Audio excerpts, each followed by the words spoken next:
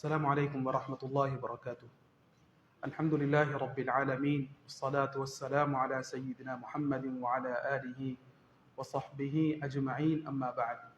அன்புக்குரியவர்களே, கண்ணியமானவர்களே, சூரத்துல் ஃபாத்திஹாவிலே நேரான பாதையை காட்டி தருமாறு அல்லாஹ்விடத்தில் கேட்கும் துஆவிலே இஹ்தினஸ் ஸிராத்தல் முஸ்தகீம் என்று கேட்பதிலே 4 விடயத்தை நாம் அல்லாஹ்விடத்தில் கேட்கின்றோம்.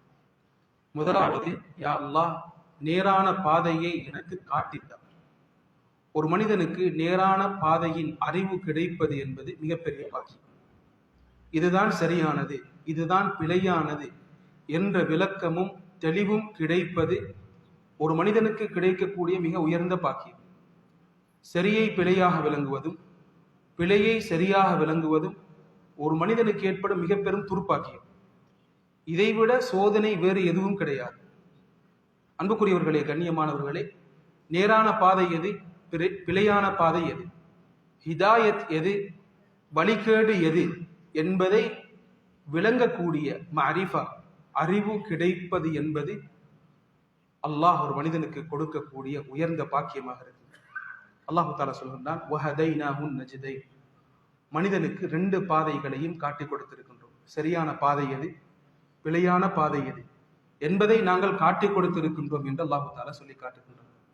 எனவே கண்ணியமானவர்களே, அல்லாஹ்விடத்தில் இஹ்தினஸ் ஸிராத்தல் முஸ்தகீம், யா அல்லாஹ், நேரான பாதையை எமக்கு காட்டி தந்து விடு என்று கேட்கும் துஆவிலே முதலாவது கேட்பது, யா அல்லாஹ், நேரான பாதை எது என்பதை அறியக்கூடிய பாக்கியத்தை தான். இரண்டாவது நாம் கேட்பது, கண்ணியமானவர்களே, அதை அடையக்கூடிய பாக்கியத்தை தான். அறிவது மாத்திரம் போதாது. சரியானது எது என்பதை அறிவது மாத்திரம் போதாது. எனக்கு ஜகாத் கட்டாயம் என்பது அறிவது மாத்திரம் போதாது. தொழுகை கட்டாயம் என்பது அறிந்துவிட்டால் மாத்திரம் போதாது. அதை செய்வதற்குரிய சந்தர்ப்பத்தை நாம் உருவாக்கி கொள்ள வேண்டும். அதை அடையக்கூடிய சந்தர்ப்பத்தை உருவாக்க வேண்டும். மஸ்ஜிதுக்கு ஒருவருக்கு வர வேண்டும் என்ற அறிவு கிடைப்பது என்பது முக்கியமானது. மஸ்ஜிதுக்கு வரக்கூடிய பாக்கியம் கிடைப்பது இரண்டாவது பாக்கியம். நிறைய பேருக்கு தெரியும், ஜமாத் தொழுகை தொழ வேண்டும் என்ற அறிவு இருக்கின்றது. ஆனால் அனைவருக்கும் மஸ்ஜிதுக்கு வரக்கூடிய பாக்கியம் கிடைப்பது இல்லை.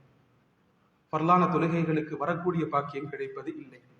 கண்ணியமானவர்களே, இரண்டாவது நாம் இஹ்தினஸ் ஸிராத்தல் முஸ்தகீமிலே கேட்பது, யா அல்லாஹ், அந்த நேரான பாதையை அடையக்கூடிய பாக்கியத்தை தான்.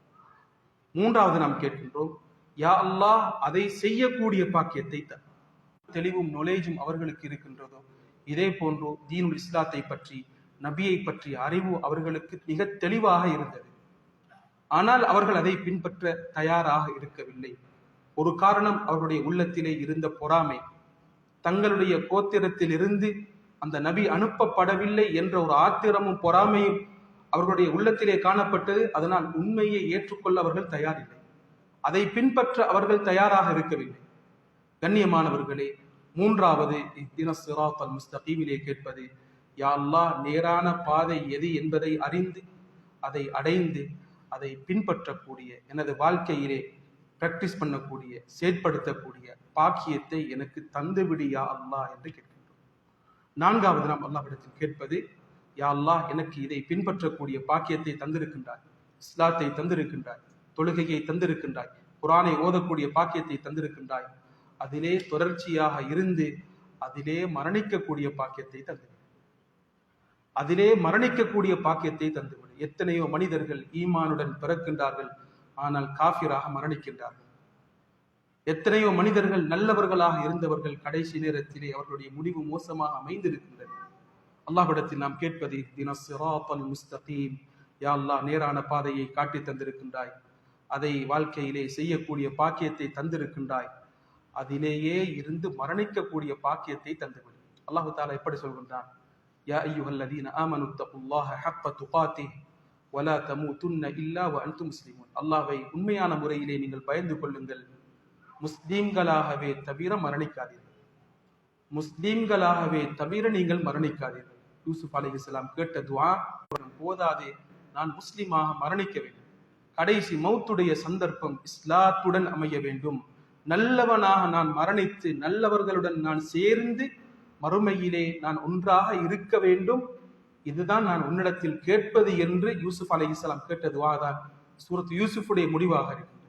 எனவே கண்ணியமானவர்களே, இது சாதாரண துவா கிடையாது. ஒவ்வொரு தொழுகையிலும் மனதுக்கு நாம் எடுத்து கேட்க வேண்டிய துவா, யா அல்லாஹ், நேரான பாதையை எனக்கு காட்டி தந்து விடு, எதிலும் பிழையான பாதைக்கு என்னை போகக்கூடிய ஒரு நிலையை ஏற்படுத்தி விடாதே, அப்படி எனக்கு நேரான பாதையை ஏற்படுத்தி தந்து அதை பின்பற்றக்கூடிய பாக்கியத்தை எனக்கு தந்துவிடு, அதிலே தொடர்ச்சியாக இருந்து அதிலேயே வாழ்ந்து கடைசி முடிவு உனது பொருத்தத்துடன் மரணிக்கக்கூடிய